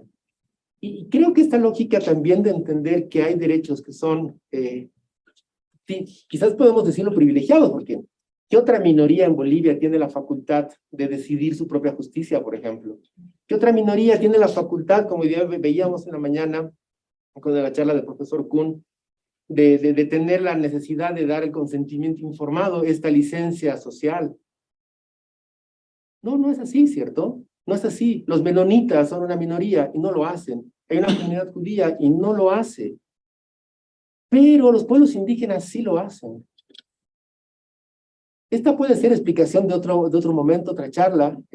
Tengo una lectura de los pueblos indígenas a través de varias fuentes internacionales que puede empezar a explicar el por qué estos derechos diferenciados. Pero por mientras, valga la pena decirlo, y esto lo plantea las Naciones Unidas y la OEA, se les reconocen derechos especiales para que no se extingan, para que la cultura no se pierda, para que ellos puedan aprovecharse de estos derechos y seguir adelante. Aunque lo han hecho sin que se los reconozcamos, hay que decirlo con mucha claridad. No todos. Los pueblos indígenas son más frágiles de lo que pensamos, y algunos de ellos son muy fuertes, es cierto. Pero si valoramos la cultura, si valoramos instituciones, si valoramos al otro, es lógico concederle derechos. Pero multiculturalismo de por medio, académicos de distintas lecturas, vale la pena una discusión, pero creo que no es para este momento. Pero muchísimas gracias, la pregunta es genial. Por favor. Buenas tardes, Leo. Ahora se viene esta pregunta que decía, Bolivia reconoce el pluralismo político como tal. Y como tal, usted mencionaba que los pueblos indígenas respetan, solucionan los conflictos hablando, tienen los usos, hábitos y costumbres. Pero con la creación de la ley de régimen jurisdiccional, esta ley no acorta, no delimita esta solución de conflictos que puedan suceder en un pueblo indígena, sino más bien no le deja solucionarlo, porque hay temas que en la cual dice, estos temas son excluidos de esta materia, tiene que ir a la justicia ordinaria. Entonces, esta ley no atañe contra estos usos, hábitos y costumbres de solución de conflictos con estos pueblos indígenas. Sí, muchas gracias. Esto es lo que plantean los académicos en general, ¿no? Tenemos un homónimo, el doctor Molina, por ejemplo, que tiene una tesis de esta naturaleza, que enseñamos aquí en la carrera de Derecho, ¿no? Que esta ley restringe. Y obviamente restringe, y el derecho tiene la potestad de hacerlo. La pregunta es si esa restricción es razonable o no, o cuán excesivamente restringida está una libertad. Y en el caso particular parece que no, aunque hay límites en materia penal que son muy confusos. En general, lo que se ve en los pueblos indígenas que discuten y que se llevan adelante a tribunales no es ni siquiera 1/10 de los tipos penales, ni siquiera un 1%. Les interesan algunas pocas cosas, robo, hurto, y sí pueden hacerlo. Aunque hay muchos jueces que creen que no, pero sí pueden hacerlo, la ley lo permite. Algunos casos les interesa resolver temas de asesinato, eso está restringido, el asesinato está por fuera. Violencia contra la mujer, eso está restringido. Porque consideran que son valores que deberían tener respecto de toda la sociedad trato igualitario, como bien lo planteaba Boris. Y entonces el Estado plantea una racionalidad para restringir. Habrá que discutir caso por caso si la restricción es excesiva o no, y en qué sentido. ¿Será excesivo que les digan, tú no puedes discutir de propiedad porque esta es una restricción a los pueblos indígenas? Y aquí habrá que decidir qué tipo de propiedad. ¿Se trata de tierras? ¿Se trata de bienes muebles? Y entonces, resolviendo estos detalles, porque viéndolo en macro, la discusión no tiene sentido. Necesitamos ir al micro, a lo específico, para tratar de encontrar si hay o no hay restricciones. En mi análisis, hay algunas restricciones que no son razonables, pero son las menos. Son las menos. Esa es la mejor respuesta corta para dar. Muchísimas gracias.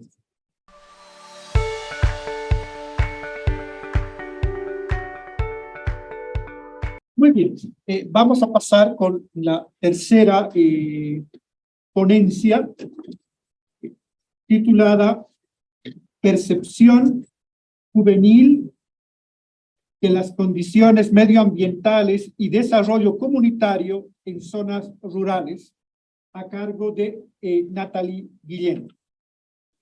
Bien, Natalie es licenciada en psicología, ha realizado una especialidad en psicología clínica y terapias breves sistemáticas. Tiene una experiencia en el diseño y desarrollo de proyectos de estudios epidemiológicos y sociales. Es profesora e investigadora del Instituto de Investigación en Ciencias del Comportamiento. Ha realizado investigaciones relacionadas con el desarrollo de la identidad de los niños, el abuso de sustancia y la familia, Actualmente está realizando su doctorado en la Universidad Libre de Bruselas en el marco del programa de fortalecimiento académico apoyado por la Confederación de Universidades Flamencas, FLIR. Bien, Natalie, ¿estás? Puedes comenzar. Primero quiero, así como todos, saludarlos y agradecerles el espacio. Estoy muy contenta de poder participar, aunque sea de manera virtual.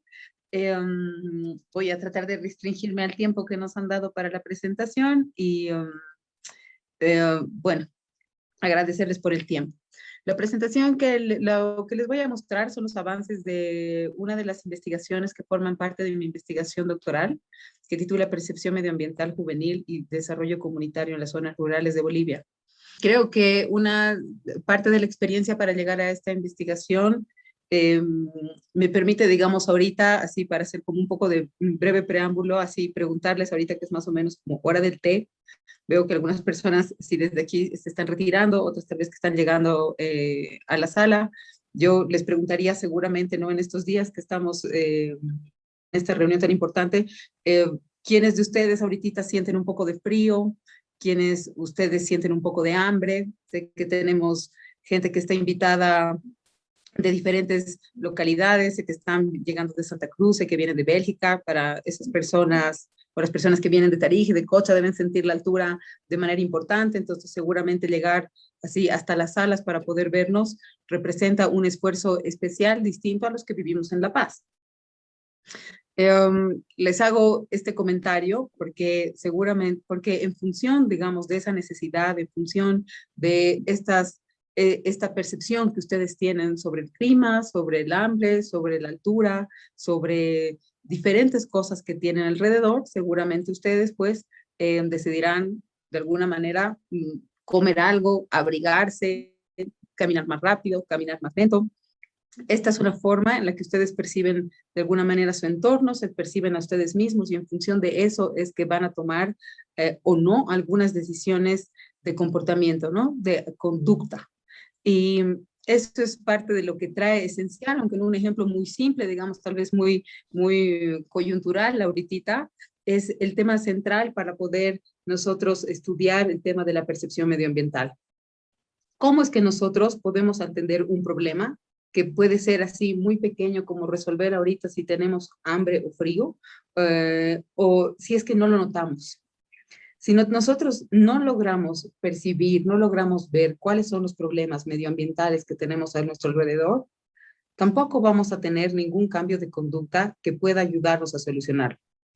Entonces, tener conciencia sobre qué es lo que nos sucede alrededor y sobre cómo es que nosotros podemos aportar a los problemas medioambientales o cómo estos nos pueden afectar es muy importante para poder tomar acciones que sean sostenibles en el corto, mediano y largo plazo. No sé si se están cambiando las diapositivas. No, estamos con la presentación inicial. Ahora sí. Súper. En ese sentido, y tomando en cuenta la importancia de lo que es de percibir los problemas y de poder anoticiarnos que esos problemas están sucediendo alrededor nuestro, es que el objetivo principal del estudio que yo les voy a presentar se centra en indagar respecto a la percepción del medio ambiente de los jóvenes, considerando que la juventud es un grupo clave para la puesta en marcha de iniciativas en favor de mejorar las condiciones ambientales y en consecuencia de favorecer el fortalecimiento de las comunidades rurales. Uno de los problemas más desafiantes en general que enfrentan las comunidades a nivel mundial es la degradación ambiental y los efectos que tienen sobre la calidad de vida, y el cambio climático. Y si bien hasta ahorita hay muchos estudios que tratan de contribuir en respecto a soluciones tecnológicas y amplias para poder ayudar a las comunidades rurales o a las personas en general, están centradas en grandes soluciones tecnológicas y pocos estudios hacen referencia a la percepción de la gente o a los problemas que en realidad las personas quieren resolver o pretenden resolver en cada una de sus localidades. Por ejemplo, parte de la experiencia que yo he tenido haciendo indagación en la comunidad rural, en las comunidades rurales de Pucarani, es, por ejemplo, que una de las grandes temáticas que a nosotros nos preocupaba resolver es el tema de la gestión de agua, ¿no? Y de si llega o no llega el agua en Pucarani. Tras un tiempo de nosotros hacer un poco de investigación, y algo que también lleva a esta investigación es que, aunque nosotros vemos desde afuera que el tema del agua y de la gestión del agua es muy importante, no es el único problema medioambiental que es una necesidad para las autoridades y su población, sino que también existen otros problemas como el de la contaminación y de la gestión de residuos sólidos, que quién sabe en algunos momentos es mucho más importante para las familias, para los individuos y para la calidad de vida que viven las personas ahí, en la urgencia que ellos tienen, no que sea más o menos importante, sino en su percepción, y tienen mayor disponibilidad a resolver estos problemas que el problema de la gestión de agua, porque la ven demasiado lejos, difícil de solucionar, difícil de intervenir. Entonces, es importante tomar en cuenta que las áreas rurales se caracterizan, no son iguales que las áreas urbanas, ¿no? Se caracterizan por la baja densidad poblacional que tienen, el desarrollo de las actividades económicas están muy ligadas a los recursos que tienen alrededor, y que el desarrollo económico, social y el acceso a los servicios básicos está asociado de manera directa a las condiciones de su entorno. Sin embargo, el acceso a estos recursos tiene una suerte de limitaciones, y para superar estas limitaciones y trabajar en pro de su desarrollo, de su fortalecimiento, es necesario tomar en cuenta no solamente a las autoridades locales o a las autoridades nacionales que prevén por su calidad de vida, sino tomar en cuenta cuáles son las necesidades percibidas por la propia población. Pues en el área rural especialmente son las mismas poblaciones, las mismas familias, los mismos jóvenes quienes deben implementar las iniciativas que dan solución a las problemáticas que encuentran en su cotidianeidad. Entonces, con ellos y sumados ellos a nuestra investigación o a la incidencia de estos planes, es que podríamos pensar que podemos implementar algunos proyectos que tengan mayor éxito en el mediano y en el largo plazo.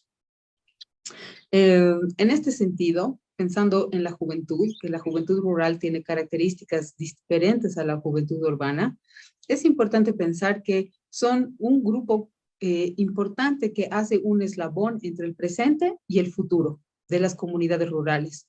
Pues son los jóvenes quienes a la larga y más adelante serán los que van a mantener a la comunidad. Y dependiendo de la percepción de los jóvenes, qué problemas ellos consideran de mayor o de menor urgencia, ellos mismos tomarán las decisiones que tendrán incidencia para poder quedarse o no en sus comunidades, atender o no los problemas de contaminación, de servicios básicos, de luz, de agua, y poder tener este enlace entre la ahora y el futuro para que las comunidades puedan sobrevivir. Entonces, ¿cómo podemos resolver un problema si es que no lo vemos?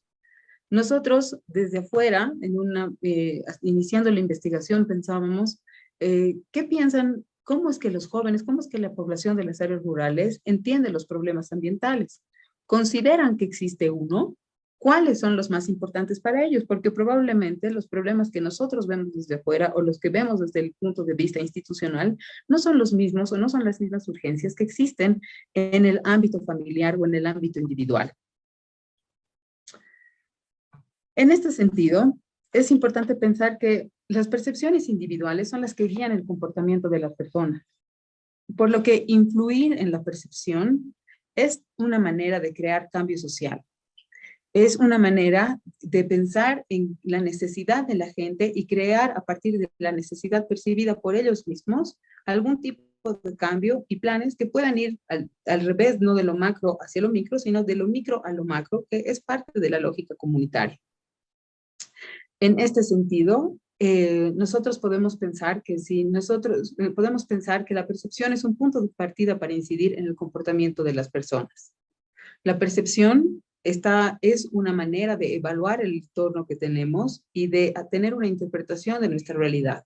Por lo tanto, nos dará este sentido de urgencia de actuar de una manera u otra en favor de lo que creemos que necesitamos para mejorar nuestra calidad de vida. Esta percepción es un concepto que contempla en sí mismo un conjunto de motivaciones, de valores y de preferencias individuales que luego, más adelante, se compartirán en comunidad y sobre las cuales se tomarán decisiones. La percepción y su trascendencia al cambio de comportamiento, la manera de la percepción en la que uno perciba un problema, estará influenciado de alguna manera dependiendo de la información que uno tenga. Cuando uno tiene información sobre algún problema, puede empezar a notarlo o a noticiarse para saber si va a hacer o no va a realizar algo. Sin embargo, la información, así en vista al cambio de comportamiento, no es suficiente. También las personas creamos esta evaluación, tenemos esta percepción en función del impacto o las consecuencias que creemos que tenemos en nuestras vidas. Si nosotros, haciendo alusión al ejemplo inicial, que es un ejemplo muy sencillo, si sentimos el frío, inmediatamente nos anoticiamos, pensamos qué podemos hacer con este frío, nos informamos probablemente si hay o no hay estufa alrededor, y ahí vemos si es que nosotros podemos obtener algún cambio, si nos movemos, si actuamos al respecto para generarnos un clima más agradable. La percepción también no solamente está conformada por esta información o por el impacto que tiene en nuestras vidas, sino también por la capacidad de influencia que nosotros podemos tener respecto a alguna problemática. La cercanía que hay de este problema en nosotros. Entonces, si nosotros hablamos de la importancia de la percepción del medio ambiente, consideramos que es muy importante la indagación sobre la evaluación individual que tienen cada uno de los jóvenes en las comunidades rurales, pues si ellos notan cuáles son los problemas, si ellos son afectados de alguna manera por las condiciones ambientales que tienen y si ellos tienen o consideran que tienen la capacidad de poder actuar, estamos formando o estamos generando un ambiente donde hay la posibilidad de cambio de comportamiento individual y a partir de él poder generar acciones que pueden ser más adelante colectivas para generar un cambio que sea de corto, inmediato y largo plazo. En este sentido, y pensando que es donde teníamos que comenzar, nosotros hemos iniciado a preguntar primero cuál es la percepción del medio ambiente que tienen los jóvenes en las comunidades rurales de Bolivia. ¿Consideran que hay algunos problemas? ¿Hay que trabajar? ¿Se ven afectados por ellos? Entonces, para responder a estas preguntas, nosotros hemos levantado datos con una investigación cuantitativa en 4 diferentes áreas rurales del país. En Pucarani, aquí en La Paz, en San José de Chiquitos, en Santa Cruz, en Tiraque, en Cochabamba y en Silminuelas, en Tarija.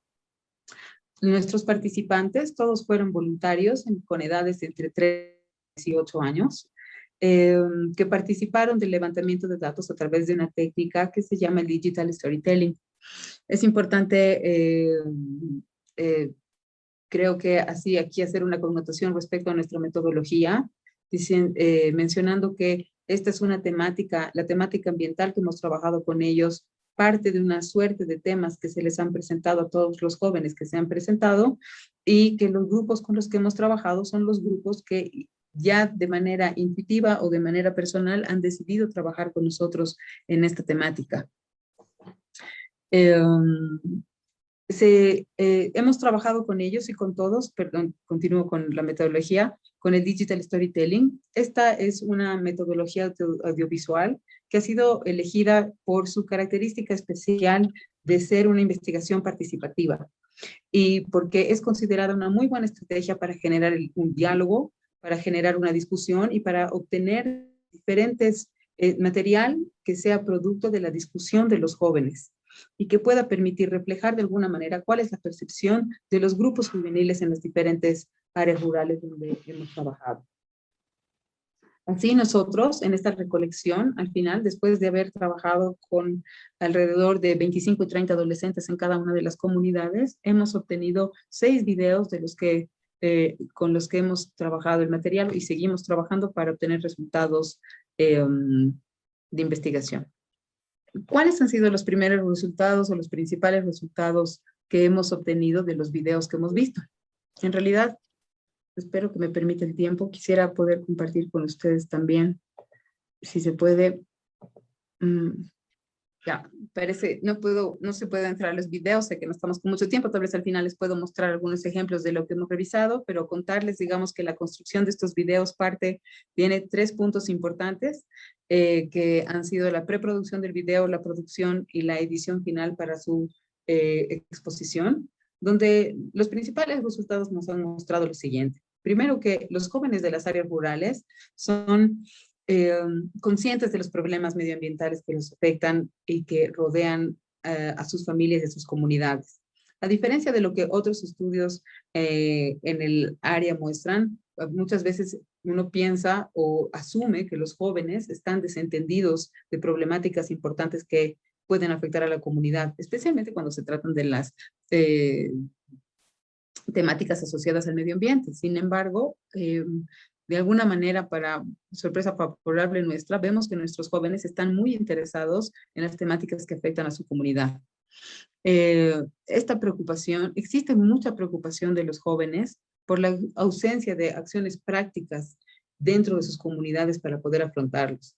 A pesar de que ellos tienen iniciativas o nos comentan que ellos pueden trabajar con, quisieran tener acciones junto a las autoridades en sus escuelas para poder hacer algo respecto a los problemas que han encontrado, no encuentran un espacio con los que puedan, en el que puedan ellos incidir o trabajar.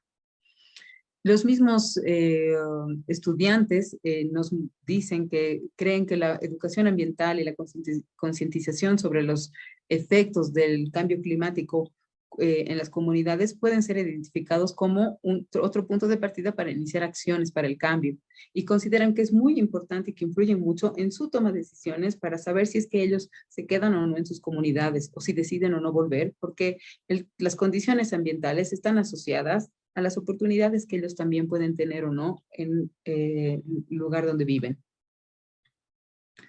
Nos han comentado también que no se sienten tomados en cuenta para implementar acciones en favor del medio ambiente y que tampoco pueden hacer algo para poder ayudar a la comunidad, pues ellos siempre son de alguna manera excluidos o rezagados de las actividades comunitarias porque no se sienten tomados en cuenta de manera seria.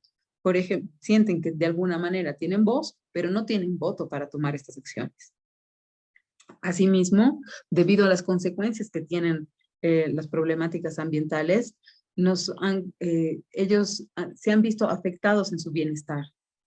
Realmente las condiciones debido a problemáticas asociadas a la gestión de residuos sólidos, asociadas a la tala de árboles, asociadas a problemas de agua, asociadas a los incendios forestales que han habido en Santa Cruz, han afectado el desarrollo económico, el desarrollo social y las oportunidades que los jóvenes pueden tener para permanecer o para poder decidir irse de sus comunidades y mantener el vínculo que es necesario para poder fortalecerlas. En este sentido, parte de las primeras conclusiones que nosotros vemos pensando en el tema de la percepción, tomando en cuenta cuánta información tienen los jóvenes respecto a los problemas de su comunidad, reafirmamos que el grupo joven es un grupo clave y que sí tiene interés para trabajar en pro del medio ambiente y por sus comunidades. Existe una necesidad urgente, vemos la necesidad urgente de una sensibilización, no para los jóvenes, que era lo que esperábamos encontrar, sino probablemente para los adultos, para los profesores, para las autoridades, en que tiene que haber una sensibilización y mayor información sobre cuáles son los enlaces de los problemas ambientales con la cotidianidad y el día a día de la vida de las familias en cada comunidad. Después, las problemáticas ambientales están lo suficientemente, vemos que las problemáticas ambientales están lo suficientemente cerca de los jóvenes como para generar iniciativa o ímpetu por tomar alguna acción. Y que es necesario generar muchas condiciones contextuales que incentiven estas iniciativas y que reciban a los jóvenes para poder fortalecer a la comunidad actuando a través de la conservación y de la mejora de los problemas medioambientales que tienen cada uno en sus comunidades. Quiere decir que nosotros vemos hasta ahora, por lo que hemos podido ver en el trabajo con todos ellos, es que tenemos a un grupo que está latente de acción, que dada que una de las problemáticas importantes que existen es la salida de los jóvenes del área rural al área urbana y su desvinculación, si nosotros pensamos por ahora hipotetizamos que si nosotros podemos generar estas mejores condiciones en las que los jóvenes y adolescentes están tomados en cuenta para poder participar en estas temáticas que son de su interés, en las que ya tienen algo de información, si podemos nosotros brindarles las condiciones que necesitan, nosotros podemos de alguna manera mejorar las alternativas que existen para que ellos puedan permanecer en su comunidad, mejorar Natalie, discúlpanos, ¿Sí? Se nos ha terminado el tiempo. Ah, ya, ¿Sí? qué bien que no nos mostró el Ya. video. Ya Pero estamos justamente ya fuera del tiempo. Te agradecemos. muchas gracias a todos. Le doy paso a Andrea, que expone después de mi persona. Gracias. Perfecto. Ya, gracias.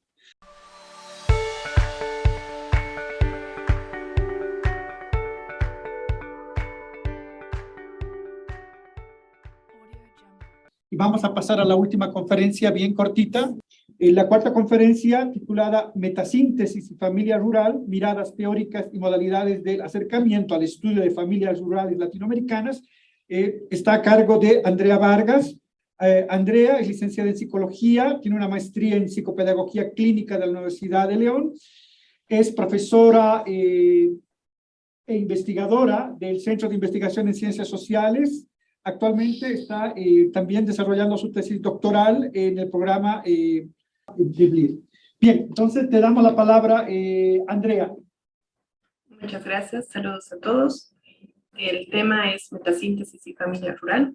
Justamente lo que yo he utilizado es realizar un metaanálisis cualitativo, metasíntesis, a partir del momento en que se ha seleccionado o se ha co-construido la pregunta de investigación de mi doctorado, que es cómo es ser familia rural en un mundo globalizado. En ese sentido, esta es uno de las investigaciones que forma parte de la primera parte, valga la redundancia, donde justamente me preguntaba qué se ha escrito hasta este momento sobre familia rural dentro de la academia. Entonces, utilizando esta metodología deductiva en la que se realiza una recolección sistemática y un análisis y una síntesis, son 3 etapas, de los hallazgos cualitativos de investigaciones existentes, considerando las fuentes primarias, lo que se hace es las recoge para justamente tratar de hacer surgir una interpretación nueva, ¿no? Que integre los diferentes hallazgos individuales de los estudios seleccionados y a su vez posibilitar la descripción, construcción o explicación de teorías que busquen dar respuesta a los posibles problemas complejos detectados de manera individual y que comparándolos junto, puede que nos permita preguntarnos otras cosas, ¿no? La metasíntesis como método está inspirado en el trabajo de Noble, Harry, Miles y Huberman, y las aproximaciones a la teoría fundamentada de Corbin y Strauss, quienes plantean que la validez del estudio no recae en su lógica de replicabilidad, sino en la transferencia y confiabilidad del proceso de búsqueda de información por un lado, es decir, cómo consigo las fuentes primarias, cuál es el procedimiento de extracción y cuáles son los métodos de análisis, ¿no? Eso es lo que le da la validez al estudio y no tanto el hecho de que se pueda replicar. En ese sentido, me preguntaba, ¿no? ¿Qué pasaba con la familia rural latinoamericana? Porque a nivel Bolivia no existen muchos estudios. Encontré uno en esta búsqueda de metasíntesis. La muestra analizada estuvo compuesta por investigaciones correspondientes al tópico de familia rural, pertenecientes a investigaciones publicadas que incluían hallazgos cualitativos. Entonces, mi filtro era ese, ¿no? La palabra clave, familia rural, investigación cualitativa, Latinoamérica. Y haciéndole los filtrados en las bases de datos electrónicas, ¿no? EBSCO, Cielo y Scopus, extrayendo, o sea, comparándolas, porque tienen a veces el mismo listado, entonces había que retirar las que eran repetidas, y viendo las combinaciones posibles, ¿no? En el periodo de tiempo, primero eran 5 años, luego eran muy pocas, entonces fui retrocediendo hasta llegar al 2001, 2020, ese ha sido el parámetro de búsqueda, y existieron 28 referencias para ser incluidas, ¿no? Entonces, se ha extraído la información a Zotero, que es un gestor de citas bibliográficas. Los resúmenes acompañados fueron revisados. No, ya no juego yo. Documentos que No me van a quitar el celular. de investigación, hallazgos cualitativos o no se relacionaban con la temática principal, ¿no? O sea, esos han sido los puntos de filtrado.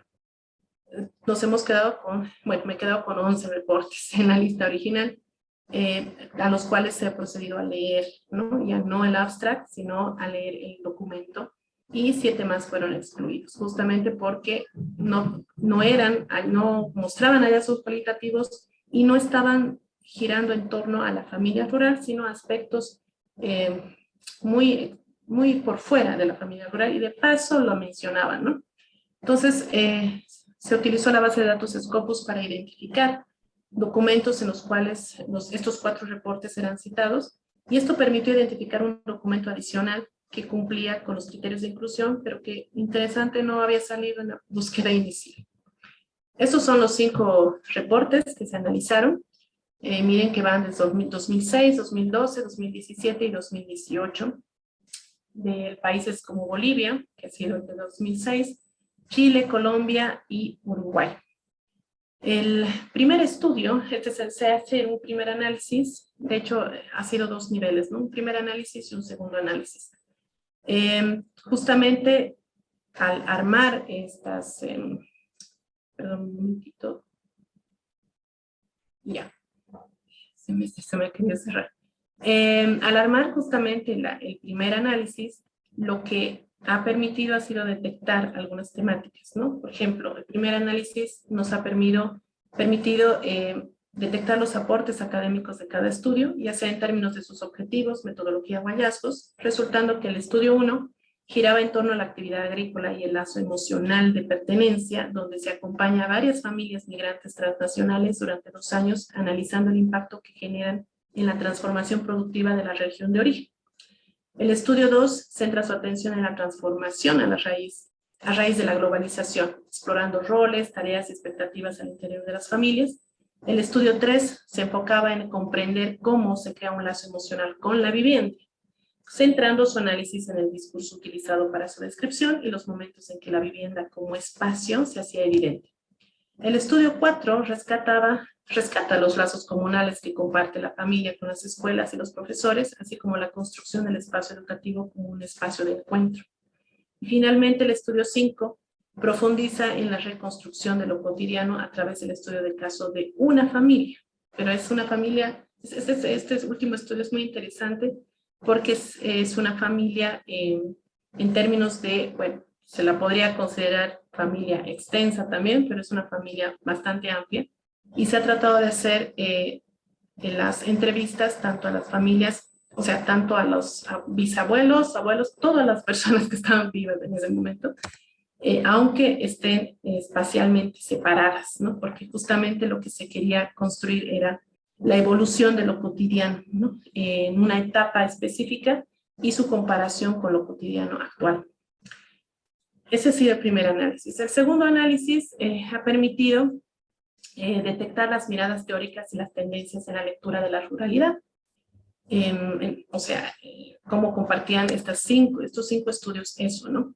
Por otro lado, se evidenció como técnica predilecta la combinación, la primera parte es esto de las tendencias en la lectura de la ruralidad.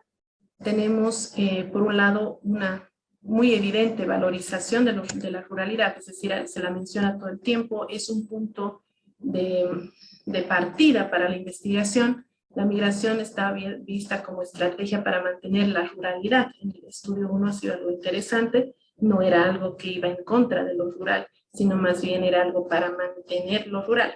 La migración le daba ese sentido de pertenencia. La familia rural, más allá de los límites geográficos, seguía siendo familia rural, por más que no estés en un ámbito rural, digamos, pero era una manera de identificarse. Luego está el modelo de identidad, de convivencia nacional, de costumbres, tradiciones y valores, que es justamente lo que se consideraba, ¿no? O sea, la familia rural es la que se encarga de eso y tiene que seguir existiendo por esa manera, ¿no?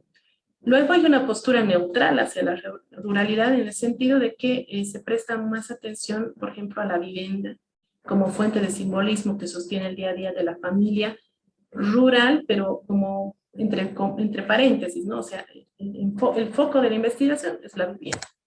Luego está el rol primordial de la mujer e hijos, y aparte, que sea rural o no sea rural, un poco que no muestra el estudio como si fuese algo muy evidente o fuerte, sino que el rol primordial era, todo giraba en torno a la mujer y a los hijos, ¿no?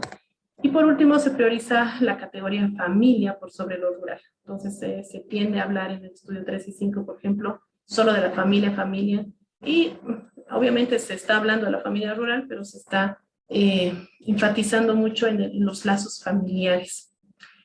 Finalmente, hay una posición en uno de los estudios donde es evidente la desvalorización de la ruralidad, en el sentido de que la familia rural es igual o se iguala a lo que es la pobreza económica y a los niveles educacionales bajos.